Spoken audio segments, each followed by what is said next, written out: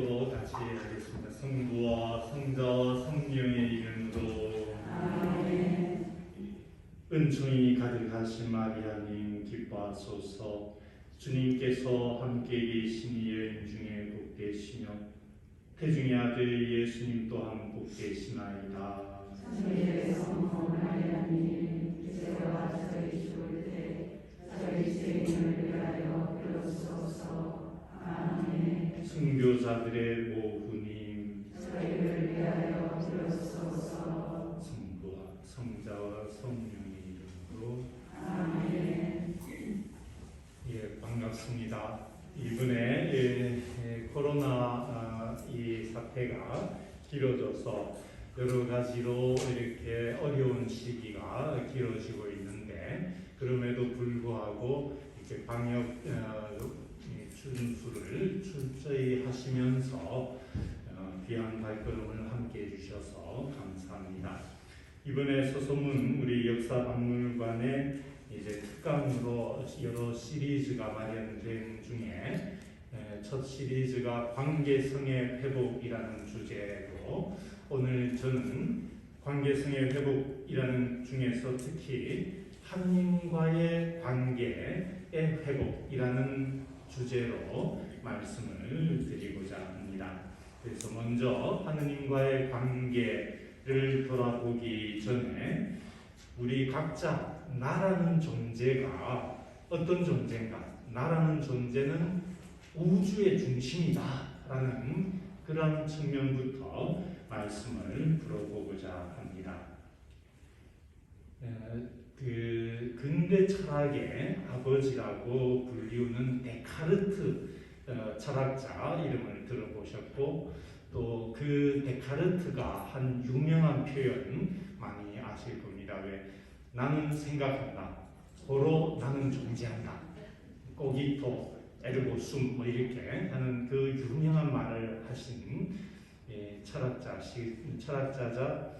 또 수학자고 뭐 물리학자이라고 하여튼 아주 다재다능하신데, 이분 얘기부터 조금 풀어보자면, 이분이 1596년에 프랑스에서 태어나서 1650년에 이제 돌아가시는데, 이 시기가 대체로 이제 어느 때냐면은 이분의 시대 약 한 100년 전에, 그러니까 유럽에서는 마르틴 루터의 종교개혁이 일어났고, 또 이분의 시대, 데카르트의 시대로부터 약 한 150여년 뒤에, 150년쯤 뒤에 불란서 대혁명이 일어납니다. 그래서 이렇게 근대의 진행에 그 한가운데 위치하면서 이 철학적으로 근대 철학의 아버지다 이렇게 이제 되는데, 나는 생각한다,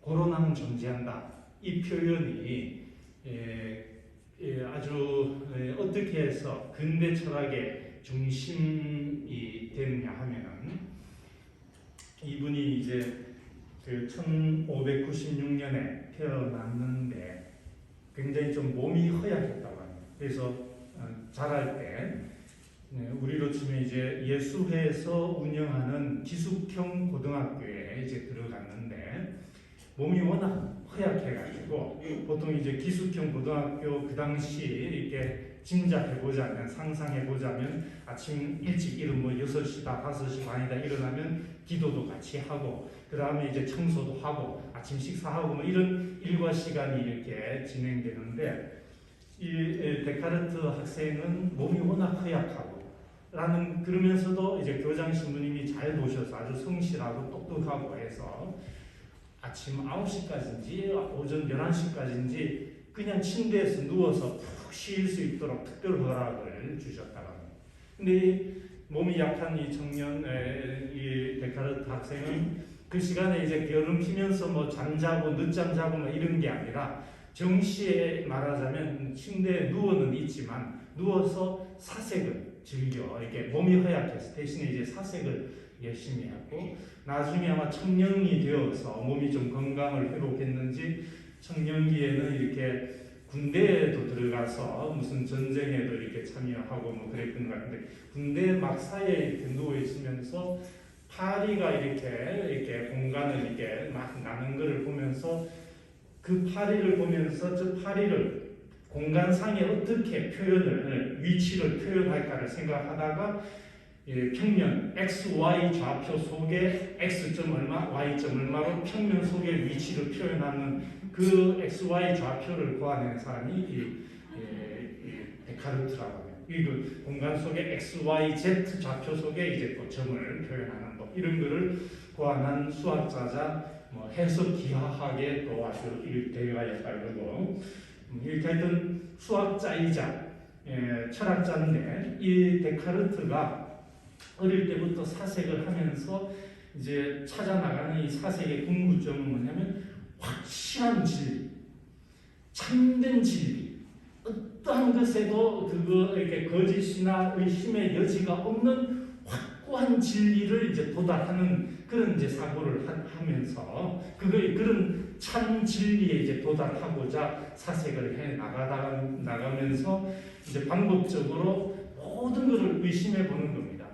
그러니까 우리 앞에 놓여 있는 이 세상이 지금 하얗게 보이면 이 하얀 거는 사실은 하얀 게 아닌데 내가 감각적으로 하얗다고 인식하도록 머릿속에서 뭔가 누군가가 혹은 내 감각이 나로 하여금 조정해가지고 하얗다고 인식하도록 만든 건 아닐까? 실제로는 하얀 게 아닌데 라든가 아니면 이 마이크가 지금 있는데 있다고 보이도록 하는 거고 만지면 있는 것처럼 느껴지도록 말하자면 이렇게 뭐 허상이 누군가가 혹은 허상 감각이 나를 이렇게 만드는 건 아닐까라는 모든 것을 의심해 보는 거예요. 모든 것, 할 수 있는 모든 의심을 다 해보는데 이 의심해 보면서 절대 의심할 수 없는 확고한 사실 하나는 분명한 거예요. 뭐냐면은 의심하고 있는 나라는 존재. 이거는 의심할 수가 없는 거예요. 모든 것이 이것도 물병이 있다. 있는 것처럼 보이도록 한 거고 만지면 있다고 느껴지는 것도 사실은 없는 건데 그렇게 감각하도록 조정하거나 착각하거나 그런 거 아닐까? 모든 걸 다 의심해도 혹은 하느님의 존재까지도 의심을 해본다 하더라도 의심할 수 없는 딱 마지막 하나 남는 거는 뭐냐면 의심하고 있는 나라는 존재. 그래서 나온 것이 나는 의심한다. 고로 나는 존재한다. 나는 생각한다. 고로 나는 존재한다. 그게 이제 명제가 나왔고 이 명제가 그냥 너무나 당연한 말 같지만 이 명제가 말하자면 철학의 이게 그 확실한 인식론이나 이 철학의 기초를 완전히 바꾼 천지 대개혁이 되는 겁니다. 왜냐하면 그 이전까지는 교회가 가르치면 하느님께서 이렇게 말씀했다고 교회가 가르치면 그냥 다 믿어야 되는 상황이었거든요. 그래서 그 이제 갈릴레이 지구는 그래도 지구는 돈다라고 했던 그 갈릴레이하고 거의 동시대인데 그 갈릴레오 이전에 왜 천동설, 지동설 그죠? 그때 그러니까 이게 태양이 도는 게 아니라 지구가 태양 곁을 돈다고 이게 갈릴레오 이전에도 누가 그렇게 했다가 이렇게 종교 재판을 받아서 파문받고 뭐 이런 식이고 갈릴레오 역시 이제 그렇게 지구가 도는 거다라고 했다가 종교 재판에 끌려갔다가 잘못하면 이제 화형당할 것 같으니까 그거 이제 재판 받을 때는 아닙니다.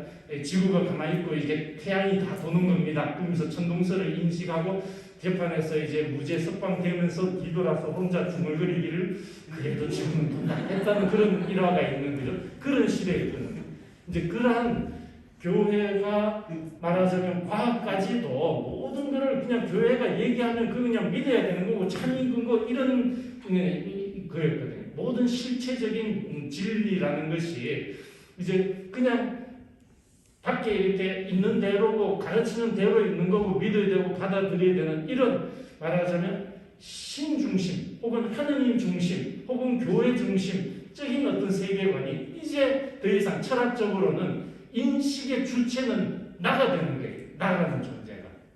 그래가지고 말하자면 이 데카르트의 나는 생각한다, 고로 나는 존재한다 이 말이 그냥 흘러가는 말이 아니라 하느님 중심의 세계관, 철학관에서 근본적으로 중심이 나라는 우리 인간 나라는 여기에로 중심을 옮겨놓는 일대 사건이 되는 거고, 그로부터 이제 그 후에 영국의 뭐 우리 세계사, 저도 잘은 모릅니다만은 세계사를 보면 왜 명예혁명 해서 뭐 제임스 왕과 의회가 충돌해서 의회가 이제 그 뭐를 뭐 이렇게 권리를 보장하고 뭐 이런 진행들이 그 후로 이제 진행되고, 나중에 불란서 시민 대혁명을 통해 가지고 이제 시민 국가 이런 절대 왕정이 무너지고 이런 부분들이 발전하는, 말하자면 철학적인 토대도 이제 예전 같으면 그냥 교회가 믿으라면 믿는 거고, 왕이 있고 귀족이 있고 평민이 있고 뭐 노예가 있고 뭐 이런 농노가 있고 이런 어떤 신분 제도가 그냥 그런 것 딱 하고 있는 거였지만은, 이러한 철학적인 기초를 통해서 나가 존재하고 있는 우리 한 사람 한 사람이 주인공이고 절대적인 존재의 모든 중심이라는 것이, 말하자면 하느님 중심에서 인간 중심으로 큰 축이 옮겨는 대변혁이었거든요. 그래서 근대 철학의 아버지가 되는 거고요. 이 설명을 이제 드리는 것은 우리 한 사람 한 사람, 물론 이 데카르트는 나중에 제가 이렇게 찾아본 바로는 신존재 증명도 나름대로 하고, 신앙을 자기가 말하자면 신앙을 이렇게 하느님을 부인하려고 이런 철학을 세운 건 아니었고요. 열심히 신부님 말씀 열심히 잘 듣고 아마 성당도 열심히 다닌 거로 제가 볼 때는 그런 것 같습니다. 어쨌든 그렇지만 이분이 하신 철학으로 말미암아 철학계 자체는 신중심, 하느님 중심의 세계관에서 인간 중심으로 근본적인 이게 오게 되었고, 이제 우리의 인식도 말하자면 우리 한 사람 한 사람이 우주의 중심이다라는 것을 이제 느끼게 되는 계기가 됩니다. 사실 우주의 중심이기도 합니다. 우리 한 사람 한 사람이. 비근한 예로 우리 이 우주의 중심이라는 것은 이 철학에서만 느낄 수 있는 게 아니라 실제로 우리 일상 안에서 이렇게 비유적으로 이렇게 볼 수 있는 게, 저는 밤하늘에 별을 보는 것을 이렇게 짚어봅니다. 밤하늘에 별을 보면은 저도 이렇게 좀 찾아보니까 예전에 저는 수억 광년 떨어진 별빛도 결국은 이렇게 별빛이 오는 줄 알았는데, 우리 눈으로 밤하늘에 맨눈으로 볼 수 있는 별빛이 끼해야 한 1000광년, 2000광년 떨어진 별빛 정도를 본다네요. 더 이상 떨어진 빛은 너무 희미해서 눈으로 볼 수는 없고, 이제 망원경, 우주 망원경을 동원해서 최대한 멀리 있는 별을 보는 것은 한 250만 광년 떨어진 별을 본답니다. 볼 수 있다. 그러니까 우리 눈이 있고 이제 별들이 이렇게 있다면요, 이건 이제 과학적인 이야기. 별들은 우선 우주가 얼마나 큰가 하면은, 우주가 이제 무한한데 지금 학자들은 우주는 계속 팽창하고 있다. 빅뱅이 최초의 이렇게 폭발 이후로 이제 이렇게 계속 팽창하고 있다, 이렇게 표현을 하는데, 그죠? 찾아본 자료로 좀 말씀드리면, 우리 태양계가 태양 중심으로 이렇게 수성, 금성, 지구, 화성, 뭐 이렇게 또 목성, 토성, 천왕성, 해왕성, 명왕성 뭐 이런 식으로 태양계에 이렇게 지구 같은 이런 이제 돌잖아요. 그렇게 해서 태양계가 있는데, 이 태양계가 어느 정도의 크기냐면은, 태양이 있다면 그죠?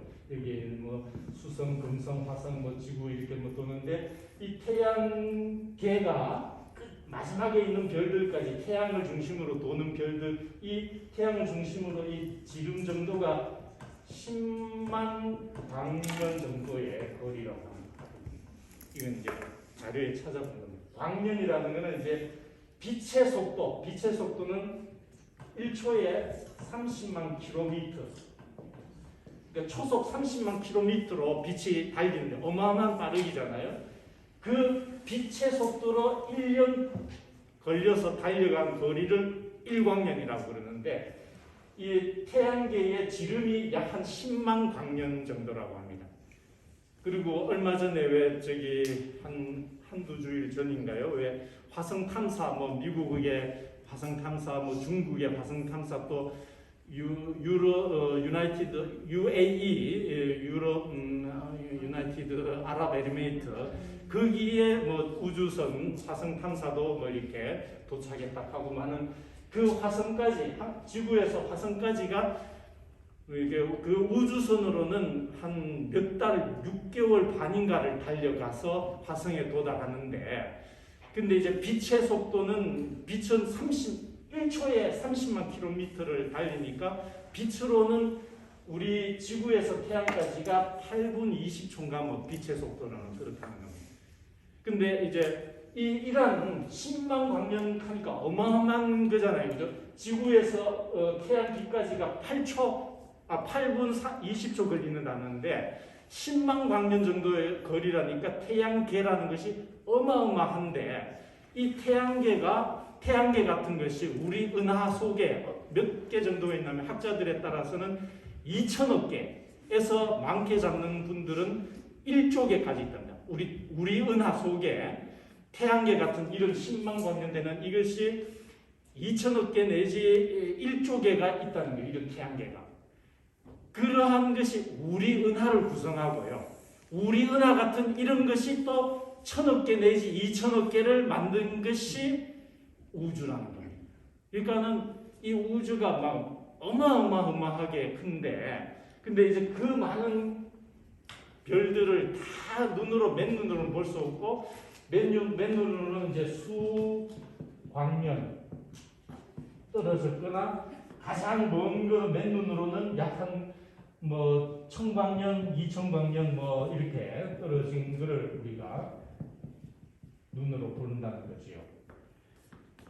그러니까 이 얘기는, 그리고 만약에 이제 망원경, 우주 망원경을 동원해서 바라보면은 250만 광년 정도 떨어진 별까지도 이제 볼 수 있다고 하는데, 이건 이제 과학적인 얘기입니다. 근데 이 얘기는 뭐냐면은 내가 밤하늘을 별을 바라보는 순간 이 별빛은 말하자면 수년 전에 이 별을 출발한 빛이 내 눈에 지금 도달했다는 거고요. 예를 들면 수백 광년 떨어진 그 별을 바라본다면 이 내가 지금 바라보는 순간 이 내 눈에 지금 상이 맺힌 그 빛은 수백 년 전에 이 별을 출발한 빛이 지금 내 눈에 도달해서 보이고 있는 거고, 몇천 광년 혹은 우주 망원경을 동원해서 바라보고 있다면 그 별빛은 사실은 250만 년 전에 그 별을 출발한 빛이 지금 내 눈에 보이고 있는 거거든요. 그러니까는 내가 우주에 이렇게 밤하늘의 별을 바라본다는 이 하나만으로도 사실은 내가 지금 우주의 중심인 거예요. 우리 한 사람 한 사람이 우주의 중심인 겁니다, 사실은. 근데 우주의 중심이다 보니까, 우리 한 사람 한 사람이 우주의 중심이다 보니까 우주의 중심인 사람끼리 살아가는 데는 이제 부딪힘도 있고 갈등도 있고 경쟁도 있고, 그러니까 서로 존중도 필요하고 이해도 필요하고 양보도 필요하고 용서와 사랑이 필요한데, 이제 우리는 살아가면서 한 사람 한 사람이 사실은 모두가 그 삶의 주인공이고 우주의 중심이다 보니까 그러한 부분에서 부딪히거나 이제 갈등도 생기니까 함께 살아가는 데 있어서는 용서도 필요하고 사랑도 필요하고 화해도 필요하고, 그런데 이제 용서하라, 사랑하라 라는 것이 계명으로 주어졌지만 계명이기 때문에 사랑해지고 용서해지고 저절로 되는 건 아니잖아요. 우리가 계명은 알고 계명을 지키고 싶지만 계명이라고 안다고 해서 갑자기 용서가 되고 사랑이 되는 건 아니거든요. 사랑하고 용서하고 하려면 궁극적으로는 하느님으로부터 내가 사랑받고 하느님으로부터 내가 용서받았다는 체험을 할 때에만 이웃을 우리가 사랑할 수 있고 용서할 수 있게 되는 겁니다. 라틴어 격언 중에 우리가 가지지 않은 것을 줄 수는 없다라는 격언이 있다고 합니다. 그러니까 사랑과 용서도 마찬가지입니다. 우리 존재가 하느님으로부터 용서와 사랑을 체험하지 않고서는 이웃을 용서하고 이렇게 사랑할 수가 없는 겁니다. 그래서 말하자면 우리 한 사람 한 사람이 우주의 주인공이고 우주의 중심인데, 우리가 이러한 우리 한 사람 한 사람이 서로 이해하고 사랑하고 용서하기 위해서는 궁극적으로 하느님의 용서와 하느님의 사랑을 체험하는 것이 필요합니다. 그래서 하느님과의 관계의 회복은 그냥 신앙적으로 우리가 주일미사 열심히 잘하기 위해서만 필요한 게 아니라, 우리 한 사람 한 사람 우주의 중심인 나의 삶의 근원을, 또 그리고 우리 또 하나의 우주의 중심인 당신을 우리가 서로 깊이 용서하고 사랑하기 위해서는 하느님으로부터의 이 관계가 회복이 먼저 되어야 되는 거예요. 그래서 우리는 성사가 필요하고 참여가 필요하고 이제 하는 겁니다. 그러면 이제 하느님께서는 왜 이러한 인간을, 우주의 중심 한 사람 한 사람을, 우리 인간을 창조하셨는가? 아니면 하느님께서는 더 나아가서 왜 우주를 창조하셨는가? 왜 만물을 창조하셨는가? 저는 이제 유아 세례를 받고 견지는 좀 늦게 받았습니다. 견지는 이제 고등학교 1학년 때 견지를 받았는데, 견진 교리 받을 때 그때 본당의 수녀님께서 이제 견진 교리를 가르쳐 주시면서 하느님께서 창조 주시고 이제 이런 설명을 쭉 이제 교리 시간에 해주셨어요. 그때 이제 제가 질문을 한 기억이 지금도 납니다. 이제 하느님께서 창조 주시는 우주 만물의 창조주라는 건 받아들이겠는데 왜 창조하셨습니까? 왜 우주를 창조하셨고 왜 우리 인간을 창조하셨습니까? 왜라고 이렇게 질문을 드렸어요. 그때 그 수녀님의 답변이, 하나님은 우리를 사랑하셨기 때문에 창조하셨다, 이렇게 답변을 주시더라고요.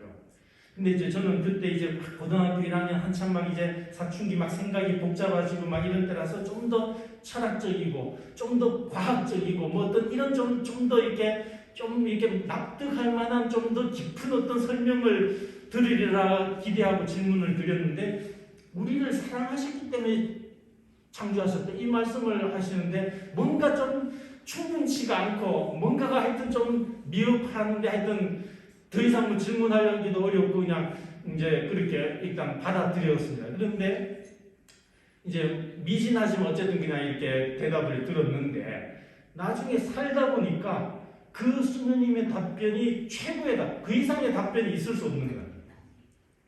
하느님은 우주 만물을, 우리를 포함해서 사랑하시기 때문에 창조하십니다.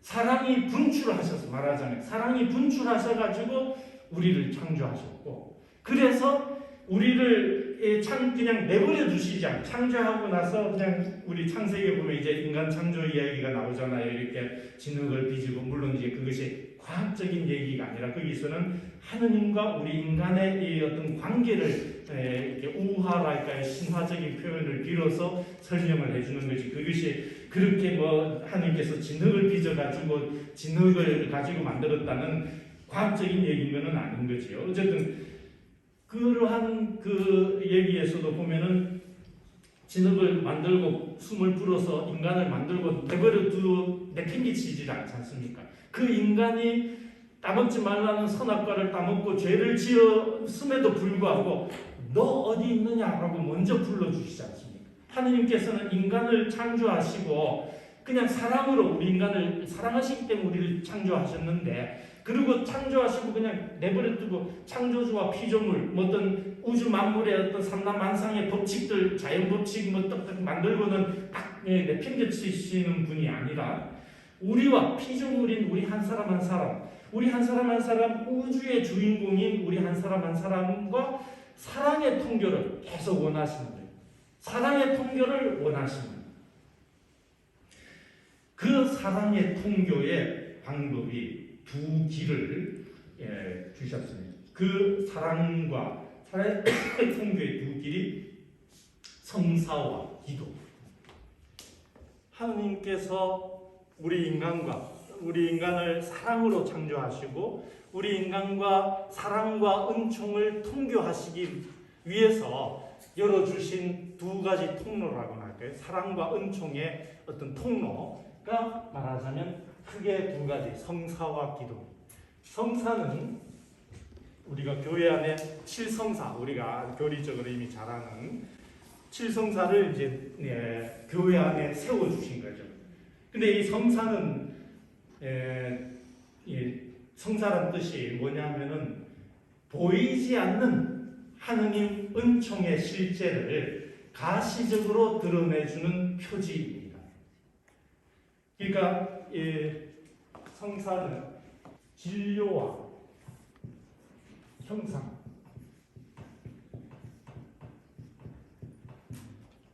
진료는 마테리아, 그러니까 재료라는 어떤 마테리아와 형상은 포르마라고 하는 거예요.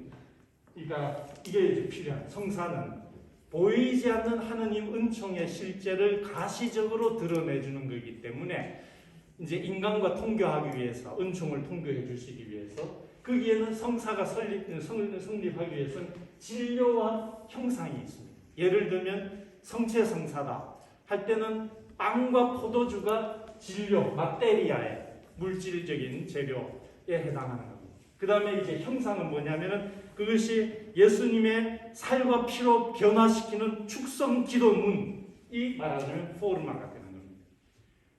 근데 이 성사가 있기 위해서는 칠성사는 항상 여기에는 사제가 필요합니다. 성사를 집전하시는 사제, 성직자가 필요합니다. 그리스도의 대리자로서, 그리스도로서 진료와 형상이 있다고 그냥 성사가 발생되는 게 아니라 이 빵과 포도주를 축성 기도물을 가지고 성사적으로 집전하시는 사제가 필요합니다.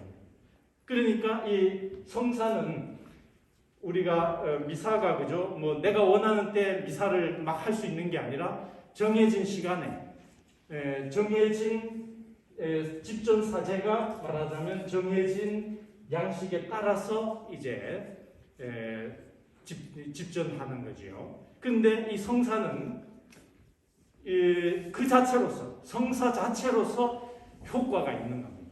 그러니까 집전하시는 사제가 성덕이 이만큼 있으신 분이 집전하시는 미사나 집전하시는 사제의 성덕이 조금밖에 안 되는 말하자면 사제가 집전하는 미사나 그 미사의 은총과 미사의 효과는 똑같은 겁니다.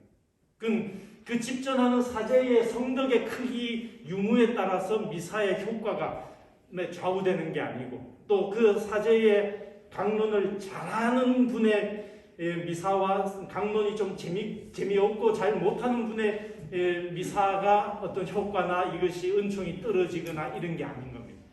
그 자체로 그거를 이제 사효성, 성사의 사효성이다. 그러니까 사자가 그러니까 그 자체로서의 그러니까 그 자체로서 그러니까는 효과가 있는 겁니다. 성사는 그렇기 때문에 성사의 경우에는 정해진 집전자가 정해진 양식에 따라 합법적인 진료와 형상을 가지고 정당하게 집전을 하면은 그 자체로 효과가 하나님께서 은총을 마구 베풀어 주시는 겁니다. 그것을 이제 사효성이라고 그러고요. 그러니까 우리는 이제 정해진 미사 시간에 가서 미사를 참여하고 그 성체성사의 은총을 누릴 수가 있는 거고요. 반면에 기도는 그러니까는 언제나 어디서나 또 누구나 할 수 있는 게 또 차이죠. 그러니까 성사만이라고 만약에 딱 은총을 통교하는 길을 하나만 만들어 주셨으면 우리가 아무 때나 할 수 없고 딱 정해진 미사 시간이라든가 뭐 고해 성사라든가 어떤 딱 정해진 그때만 또 신부님이 계셔야만 성사에 우리가 참여를 할 수가 있는데 기도는 언제나 어디서나 누구라도 하실 수 하느님과 통교할 수 있도록 그래서 하느님과 사랑과 은총을 통교할 수 있도록 열어주신 길이 기도입니다. 그래서 오늘은 하느님과의 관계의 회복에서 저는 이 기도 특히 그 중에서도 묵상기도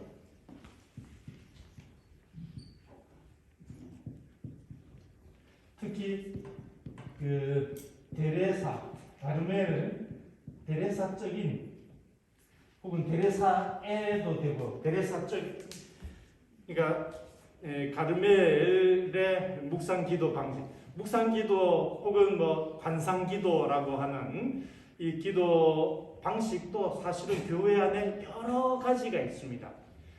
이냐시오 묵상법, 우리 그 예수회를 창립하신 이냐시오 성인께서 만드신 예수의 시계 이냐시오 묵상법이 많이 보급되어 있고 책들도 많이 나와 있고 한데, 이냐시오 묵상뿐만이 아니라 가르멜적인 묵상기도도 있고, 뭐 술피스식 묵상기도도 있고, 뭐 렉시오 디비나 우리 잘 아는 요즘 많이 보급되는 기도도 있고, 또 향신기도도 있고, 뭐 마음의 기도도 있고, 여러 교회 안에 공인된 여러 묵상기도 방법들이 있습니다. 조금 근본은 뭐 하느님과 우리의 통교라는 점에서 근본은 같은데, 말하자면 방법론에 있어서 약간씩의 차이가 있고, 누구라도 자신에게 좀 더 이렇게 적합한 거를 이렇게 더 편안하게 하시면 되는데, 저는 이 자리에서 데레사적 가르멜적인 묵상기도법을 아주 간단하게 하느님과의 관계의 회복이라는 측면에서 소개를 간략하게 해드리고자 합니다. 이 데레사 성녀의 묵상 방법은 아주 간단합니다. 그러니까는 이제 이냐시오식 묵상 방법의 핵심이라면, 제가 이냐시오식 묵상 방법을 전공을 안 해서 오히려 여러분 중에 더 잘 깊이 아시는 분도 계실 수 있겠지만, 제가 이해하는 범위에서의 이냐시오식 묵상 방법의 핵심은, 예를 들면 성경 어떤 장면을 묵상한다 하면은 그 성경을 읽고 그 성경의 장면을 이렇게 그려보면서 그 성경 안에, 그 장면 안에 예수님이 어디에 위치해 계시고, 나는 그 장면 안으로 나를 위치시킨다고 할 때 나는 어디쯤에 그 장면에 들어갈 거고. 그래서 예를 들어서 그 겟세마니 동산에서 피땀 흘리시는 장면을 묵상한다 하면은, 예수님이 이제 엎드리신 그 바위가 이렇게 있고, 저 뒤에 이제 나무들이 좀 있고, 저 떨어진 곳에 베드로하고 이제 낮잠을 쿨쿨 자고 있고, 이제 이런 성경의 장면을 우리가 이제 그려보면서 거기에 나를 위치시킨다고 할 때, 이제 그 성경 장면 속에 나를 이제 위치시킨다고 할 때, 그때의 내 어떤 마음 상태나 어떤 상태에 따라서 어떤 경우에는 예수님 바로 곁에 이렇게 같이 꿇어앉은 모습으로도 이렇게 그려볼 수도 있고, 아니면 베드로 사도처럼 저 뒤에서 이렇게 굴굴 자는 모습으로, 혹은 저 바위 옆에서 이렇게 감히 예수님께 드러내지 못하고 이렇게 숨어서 예수님을 바라보는 모습으로도 그려볼 수 있고, 그때의 내 마음 상태에 따라서 어떤 그 성경의 장면 안에 나를 위치시키면서, 그때 예수님께서 나를 바라보시는 눈길을 한번 그려보고, 그 눈길에서 무엇을 말씀을 건네시는지를 한번 생각해보고, 또 나는 어떤 응답을 드릴 것인지를 생각해보고, 이렇게 이제 성경의 장면을 그려보면서 거기에 나를 대입시켜서 예수님과 대화를 이제 이루어 나가는 것이 이냐시오식 묵상법이라고 한다면, 가르멜식 묵상법, 데레사적 묵상법은 아주 심플합니다. 아주 간단합니다. 뭐냐면 그냥 하느님 현존 앞에 그냥 대면하는 거예요. 데레사 성녀는 어떻게 말씀하셨냐면, 아빌라의 데레사, 대데레사 성녀께서는 묵상기도란, 이건 하나 적어둘만 합니다. 아니면 외우셔도 됩니다. 하느님께서 나를 사랑함을 알고 그분과 단둘이 나누는 사랑의 대화 혹은 우정의 대화. 하느님께서 나를 사랑함을 알고, 이게 아주 중요한 포인트입니다. 그 다음 두 번째, 그분과 단둘이 나누는 사랑의 대화. 아주 세 토막으로 딱 하면은 아주 심플합니다. 그러니까 여기서 중요한 거는 하느님께서 나를 사랑함을 알고 하는, 이게 아주 기본 전제예요. 하느님께서 나를 사랑으로 내셨고, 그렇기 때문에 우리를 심판자로서 얘가 어떤 죄를 짓나 다 이렇게 팔짱 끼고 바라보시면서 잘못하면 애딱하고 벌 하나 주시고 또 잘못하면 벌 주시고 이런 심판관이 아니라 나를 사랑으로 바라보시고 내가 가장 좋은 나에게 가장 좋은 길이 어디로 가는 건지를 살펴주시면서 당신이 보시기에 가장 좋은 길로 인도해 주시는 그런 사랑의 하나님 아버지인데, 그러니까 그런 하나님께서 나를 사랑함을 알고 이 믿음이 아주 전제되는 필요한 아주 중요한 믿음입니다. 한 30년 전인가 우리로 치면 서강대 같은 예수에서 운영하는 미국의 어느 대학에서 그 학생들, 그 신자 학생들 또 냉담 학생들의 신관, 하느님, 그들이 갖는 하느님 상을 한번 이렇게 표현하게 해봤답니다. 그러니까 열심한 신자 학생들이 갖는 하느님관, 하느님을 어떤 분으로 그리는지 하고 냉담한 학생들이 갖고 있는 하느님 상을 그려보라고 이렇게 했더니만은 대체적으로 이렇게 편차들은 많이 있겠지만 큰 틀에서 볼 때 냉담하고 있는 학생들이 갖고 있는 하느님관은 오히려 심판하는 하느님, 벌 주시는 하느님 이런 관을 많이 갖고 있더라. 반면에 이제 신앙생활 열심히 잘하는 학생들의 관은 따뜻한 하느님, 따뜻한 아버지 같은 하느님 이런 이미지고요. 어쨌든 중요한 것은 하느님이 벌 주려고 이렇게 째려보시는 분이 아니라 우리를 끊임없이 사랑으로 돌봐주시고 사랑으로 품어주시고 사랑으로 인도해 주시려고 하는 분이라는 하느님께서 나를 사랑함을 알고 이게 이제 중요한 겁니다.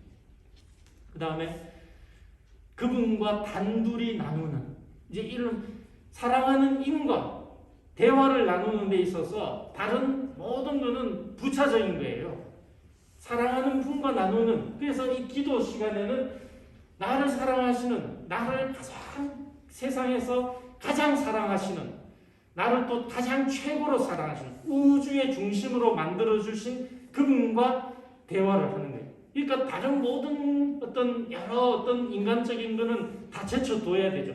가장 사랑하시는 분이 지금 나랑 사랑하기 위해서 오셨는데 그분 말고 다른 생각, 다른 어떤 뭐를 이렇게 막 걱정하거나 뭐 이러는 거는 그분께 대한 내 사랑하는 힘에 대한 그게 예의가 아닌 것이죠. 그래서 그분과 단둘이 여기에는 말하자면 정화랄까요? 나의 모든 욕심들 이런 거에서 이제 벗겨내는 정화가 필요합니다. 그분과 단둘이 나누는 사랑하는 힘과 단둘이, 그래서 그분께 나도 온 마음을 사랑을 집중하는 나누는 사랑의 대화입니다. 그 사랑의 대화는 아주 다양할 수가 있는 거예요. 내가 기쁠 때는 그냥 막 감사합니다, 감사합니다 하는 막 그냥 감사 소리만 막 속으로 막 터져 나와 또 훌륭한 대화고요. 아니면 오늘 내가 좀 억울한 일이 있었다 하면 속에서 막 부글부글한 거를 막 하느님께 막 중얼중얼 막 쏘아대는 내 옆집에 누구 순이 아줌마가 나한테 이렇게 했는데 그게 아니잖아요. 막 억울한 거를 주저리 하느님께 토로할 수 있는 거예요. 그것도 기도입니다. 그러니까 중요한 거는 그 사람을 막 미워하는 어떤 그게 아니라 내 억울함과 이런 상황을 하느님께 대화를 나누는, 하느님 앞에서 하느님과 나누는 그게 이제 기도가 되는 거고. 그러니까는 그때에 어떤 경우에는 아무런 말 없이 그냥 그분 현존 앞에 머물러 있는 것도 훌륭한 기도가 되는 거고요. 어떤 경우에는 이렇게 생각이 집중 안 될 때는 우리가 아는 단순한 기도문, 뭐 주의 기도라든가 아니면 산덕송이라든가 어떤 우리가 아는 간단한 기도문만 이렇게 떠올려도 되고, 아니면은 뭐 상본이나 어떤 십자구상이나 이런 거를 떠올리면서 현존 앞에 머물러 있을 수도 있는 겁니다. 그때의 우리의 상황에 따라서.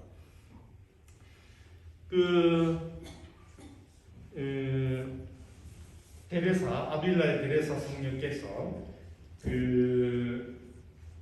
갈멜 수도원을 개혁하시고 개혁 갈멜을 이제 창립하셨는데, 개혁하신 그 갈멜 수녀원을 한 번씩 일종의 사목 방문을 하시면서 이제 아침 저녁으로 이제 성물도 하루에 7번 바칩니다. 갈멜 수녀님들은 봉쇄가 안 될 수 있는데 하루에 이제 그 성물도 기도만 7번 마치시고 묵상 기도를 아침에 1시간 그 성물도 말고 기도 말고도 묵상 기도만 아침에 1시간 저녁에 1시간 이렇게 2시간 매일 또 묵상 기도를 마치시는데 이제 그거를 이제 당신이 개혁하신 갈매를 이제 해서 수님들한테 이제 강조를 하셨어요.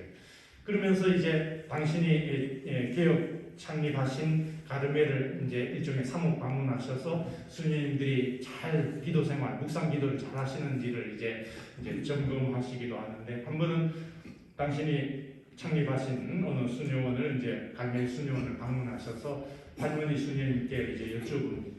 할머니 수님 어떻게 묵상 기도 아침 저녁으로 1시간씩 하시는 거 괜찮으셔요? 어떻게 하셔요? 이렇게 여쭤봤더니만 그 할머니 수님께서 나는 뭐 제대로 잘 못해요 하고 이제 어떻게 하시는데 그러니까 주의 기도 이렇게 잘 뭐 이렇게 묵상 기도 뭐 이렇게 뭐 콘템플라시오 뭐 메디타시오 뭐 하는데 잘 몰라서 그냥 주의 기도만 이렇게 바치는데 어떻게 하다 보면은 주의 기도도 한 번도 제대로 못하고 그냥 1시간 후딱후딱 가기도 해요. 어떻게 바치시길래요? 그럴 때면은 하늘에 계신 우리 아버지 하는 순간 그 하느님 아버지의 현존 앞에 깊이 잠겨가지고 그냥 1시간이 어떻게 가는지도 모르게 그 하느님 현존 앞에 깊이 잠기고 그래서 주의 기도 한 번도 제대로 못 바치고 보낼 때가 많나요? 이런 아이고 수녀님 계속 그렇게 하십시오. 굉장히 고차원적인 깊은 관상입니다. 계속 그렇게 하시라고 그런 일화가 있는데 그러니까 이 가르멜 데레사적인 가르멜 묵상 기도에서 중요한 거는 하느님 현존 앞에 대면하는 그 자체가 중요한 거예요. 그러니까 어떤 대화를 나누느냐는 것은 그때 내 상태에 따라서 어떨 때는 막 그냥 막 주저리 막 있는 생활상의 얘기를 막 가장 친한 사람 속 얘기 막 허물없이 막 퍼붓고 싶은 분에게 하는 것처럼 할 수도 있고 어떨 때는 그냥 침묵 속에 그 현존 앞에만 그냥 깊이 잠길 수도 있고 혹은 감사하다는 이 표현만 막 우러날 수도 있고 그 대화의 내용 자체는 천태만상일 수가 있는데 중요한 것은 하느님 현존 앞에 대면하는 그 자체가 중요해요. 그래서 갈멜의 이 데레사적인 묵상 기도는 한편으로는 하느님 현존 수업이다 이렇게도 표현할 수 있습니다. 그래서 데레사 성녀께서는 그 눈을 들어 하느님을 바라보라 이런 표현을 많이 하십니다. 감관을 거두어 들여서 내 안으로 들어가라. 왜냐하면 우리 영혼 가장 깊숙한 곳에 하느님께서 현존하고 계시기 때문에 우리가 아무리 극악무도한 죄인이라 하더라도 또 설사 안 믿는 세례받지 않은 외교인이라 하더라도 인간 가장 깊숙한 영혼 가장 깊은 그 각 사람의 영혼 가장 깊은 곳에는 하느님께서 현존하고 계시거든요. 그러니까 이제 다른 말로는 세상 바깥 감각으로부터 거두들여서 내 안으로 들어가라 이런 표현을 하기도 하고요. 혹은 이제 데드레사 성령께서 많이 쓰시는 표현은 눈을 들어, 그러니까 세상 것들에 막 욕심에 이렇게 막 있는 것에서 눈을 들어 하느님을 바라보라, 그분을 바라보라 이런 표현을 많이 하십니다. 근데 이제 하느님 아버지, 성부 말하자면 하느님 아버지는 우리가 이렇게 그려보기가 어렵잖아요. 하느님 현존은 느낄 때가 있지만 하느님 아버지를 어떤 모습으로 그려보기는 어려우니까 데데레사 성령께서는 예수 그리스도의 인성을 내 앞에 모셔라 이런 표현을 많이 합니다. 그러니까 눈을 들어 하느님을 그분을 바라보라 이런 표현은 그러니까 예수님의 인성을 내 앞에 모시듯이 그려보고 눈을 거기에 이렇게 맞추어라 이렇게 볼 수도 있는 겁니다. 그러다가 하느님 현존 수업에 말하자면 훈련이 잘 되면 굳이 예수 그리스도의 상을 이렇게 인성을 그려보지 않더라도 하느님 현존 앞에 잠길 때가 있습니다. 그러니까는 이제 그런 이제 잠기는 하느님 현존 수업의 어떤 훈련이 덜 된 동안에는 예수님의 인성을 이제 내 앞에 모시는 그분이 내 앞에 지금 계시다고 이렇게 예수님의 인성을 내 앞에 모시는도록 하라 이렇게 표현을 하십니다. 그래서 데레사적인 묵상 기도는 성모 긋고 그래서 말하자면 이제 하느님과의 기도 안으로 이제 들어오는데 하느님 현존 앞에 서려면은 우선은 내가 죄가 덕지 붙어 있는 상태로는 하느님 현존에 꽉 잠기기가 어렵잖아요. 창세기에 아담과 하와가 그저 선악과를 따먹고 나서 먹지 말라는 따먹고 나서 나무 그늘로 숨잖아요. 알몸이 있는 것을 알고 숨지만은 한편으로 동산을 거니시는 이제 하느님 발자국 소리 듣고 숨는데 이 숨는 것이 말하자면 죄인의 모습인 거죠. 죄의 결과이기도 하고 하느님께서 사랑으로 우리를 창조하셨고 사랑의 하느님 아버지신데 죄를 지으면은 우리가 그분을 피하게 되는 것이 죄의 결과거든요. 그래서 죄를 지은 우리로서는 크고 작은 죄가 없을 수 없기 때문에 이제 묵상기도를 하려면 성호 긋고 이제 하느님 현존과 대면하기 전에 잠깐 먼저 단지 뭐 1, 2분, 2, 3분이라도 먼저 성찰, 자아 성찰을 통해 가지고 하느님 앞에 통회를 하고 그러면서 통회 속에 나의 부족함에도 불구하고 나를 찾아오시고 나를 있는 그대로 사랑해 주시는 하느님의 현존을 이제 만나면서 하느님 현존과 이제 대면하면서 묵상 기도가 이제 진행이 되는 겁니다. 그리고 묵상 기도를 하시고 뭐 1시간씩 하기는 이제 살림도 하셔야 되고 사회생활, 직장생활 뭐 여러 바쁘시기 때문에 1시간씩을 통째로 하시기 어려우시면 30분도 좋고 20분도 좋고 15분도 좋고 아니면 아주 바쁘실 때는 10분도 좋고 아니면 하다못해 5분도 좋고 시간 나실 때마다 이렇게 한 2, 30분씩 매일 이렇게 이 묵상 기도를 해보시면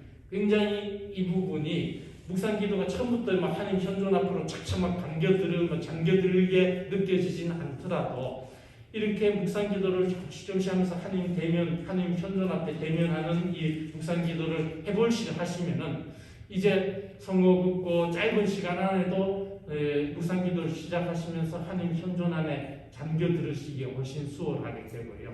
이 묵상 기도가 왜 중요한가 하면은 말하자면 이 묵상 기도 자체가 하나님 현존 앞에 대면하는 시간이기 때문에 마치 우리가 겨울에 추운 겨울에 벽난로에 화롯불을 쬐다. 화롯불 앞에 서 있는 것 자체로 우리 몸이 따뜻하게 녹잖아요.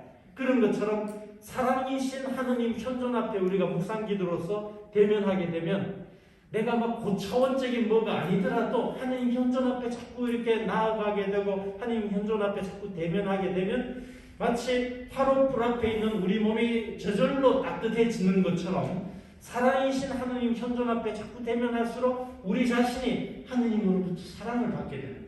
하느님 사랑을 받는 것을 느끼게 되는 거예요. 하느님 이미 내가 느끼기도 전에 하느님은 이미 사랑하고 계시지만 하느님 현존 앞에 머무르는 이 묵상 기도를 10분, 20분, 30분, 하루, 이틀, 일주일, 한 달, 두 달, 1년, 2년 이렇게 하시다 보면은 그 하느님 현존 앞에 머무르시는 시간을 통해 가지고 내가 하느님으로부터 사랑받고 있는 존재로 그 사랑을 느끼게 되는 거예요. 그럼으로써 말하자면 하느님 사랑을 내가 체험하면서 이웃을 사랑할 수 있게 되고 이웃을 용서할 수 있게 됩니다. 그래서 하느님과의 관계의 회복은 말하자면 크게 하느님께서는 은총과 사랑의 통로를 성사와 기도라는 두 통로를 우리에게 마련해 주셔서 성사는 말하자면 그 자체로 우리가 성사에 참여하면 미사 성제에 참여만 하면 거기에서 영성체를 모시고 고해 성사를 통해서 죄를 사함받고 말하자면 그 성사 자체로부터 우리는 은총을 받고요.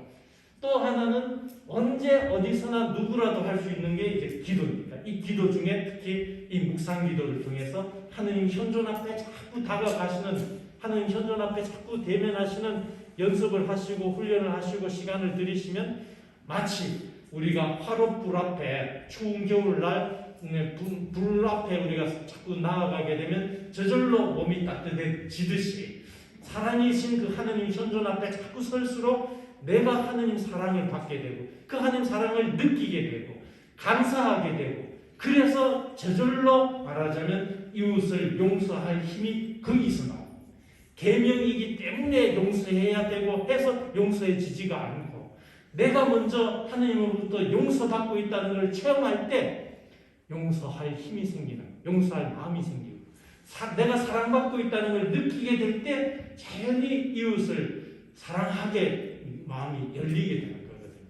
그래서 이 묵상 기도가 하느님과의 관계 회복하는 길이고 그것이 바로 또 이웃과의 관계를 회복하는 길이고 나 자신과의 관계, 나의 우주의 중심으로 내 삶의 중심으로 만들어 주신 창조하신 하느님이 나라는 존재인데 하나님께서 그렇게 창조해 주셨는데 나의 욕심 때문에 이기심 때문에 말하자면 나의 또 자만 때문에 교만 때문에 나와 나 자신과의 관계에서도 으그러진 부분들 이런 부분들이 말하자면 하느님과의 관계의 회복을 통해서 나 자신과의 회복도 할 수 있고 이웃과의 관계도 회복할 수 있게 된다라는 말씀을 드립니다. 그래서 묵상기도 베레사적인 묵상기도는 성호 긋고 처음 한 1, 2분, 2, 3분 동안의 양심성사를 통해서 하느님을 피하고 싶어 하는 우리 죄의 상태에서 통회해서 얼른 하느님을 대면할 수 있는 마음으로 만들어서 하느님 현존 앞에 그래서 이제 하느님께서 우리의 부족함, 잘못에도 불구하고 우리를 있는 그대로 사랑해 주시는 그 하느님 현존 앞으로 이제 들어가기 시작해서 그 하느님 현존 안에 잠겨서 이런저런 대화를 하시고 하다 보면은 이제 거기에서 하느님께서 나와 함께 계시다는 걸 느끼고 하느님께서 나를 사랑하고 계신다는 걸 느끼니까 거기서 이 사랑의 대화, 우정의 대화를 침묵 속에 하시든 투덜투덜대는 속에 하시든 감사하시면서 하시든 그때 말하자면 하느님과 나와의 우정의 대화, 사랑의 대화를 하시고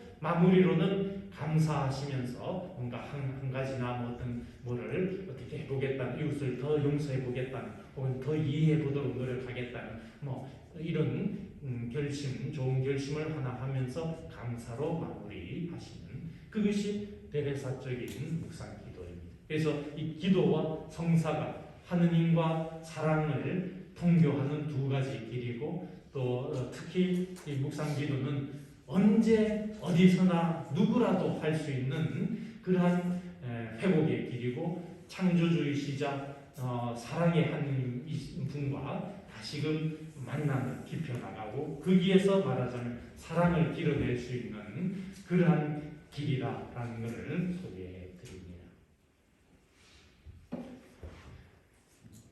영광이 성부와 성자와 성령께 성부와 성자와 성령의 이름으로